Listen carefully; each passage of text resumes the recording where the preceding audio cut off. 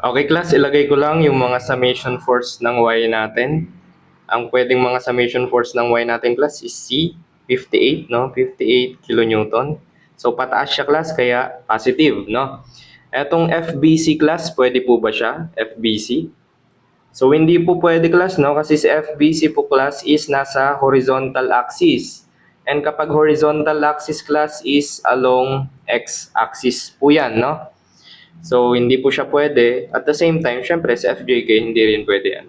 And si FGC class, pwede yan kasi meron siyang vertical component, no? So, minus siya kasi pababa, FGC sine 45 is equal to 0. So, wala na. Okay na yan, no? And pag kinalcule po natin siya will be FGC is equal to 82.02 kilonewton.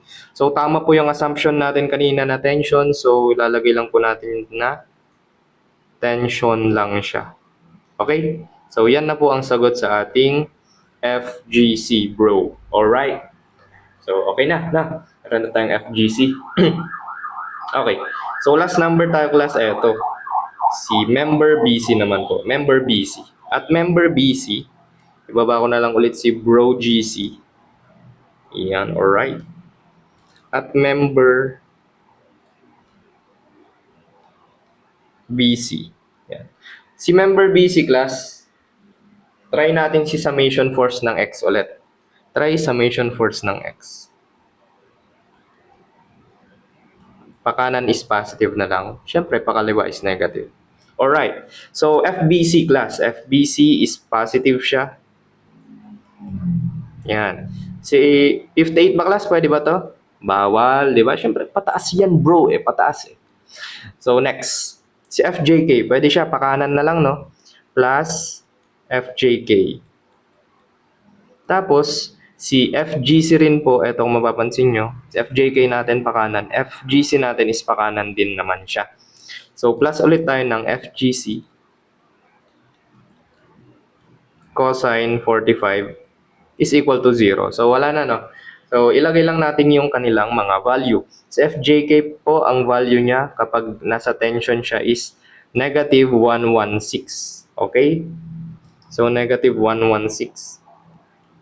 Tapos, si GC naman po is nakuha natin 82.02. Okay. Sir, baka nagtataka kayo Di ba ang tama pala dito is compression, di ba? Ito sinabi natin. Tama po pala is compression. So, bakit naka-tension pa rin yung ginamit nyo? Parang ganoon baka kasi magtaka lang yung iba. So, sabi ko nga sa inyo class, kapag naka-tension yung ginamit ko na force, ang kanyang maging value will be negative. Parang dito, naka-negative. Pero kapag ginawa ko na siyang compression, eto na siya. Magiging positive na yung value niya. So, same lang naman din yun. Same lang yun. So, wag lang kayo malilito. Either ayusin nyo na agad yung force niya or hindi. Parang ganun lang. Basta wag kayo malilito sa sign kasi may trap dyan. So, FBC natin class will be ilan kapag kinalcule.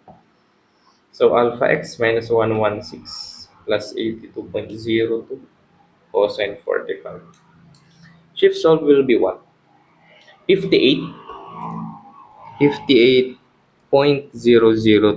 kilonewton. And dahil positive po ang sagot natin class, tama po ang assumption natin na siya ay tension. Alright, di ba? So, ganito lang siya.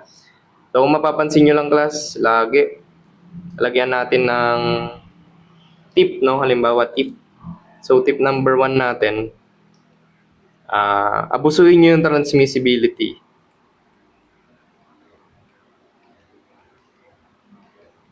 Sa mga nakasland, no?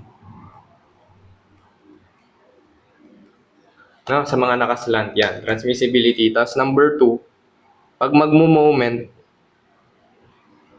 tingin sa point, parang ganon, tingin, joint na lang pala. Tingin sa joint or point na maraming tatagos. Parang ganon. Halimbawa, dito sa una natin, nag-moment tayo kay point C. Tumagos si GC, tumagos si BC. So, si JK na lang yung unknown. Parang ganon lang, di ba?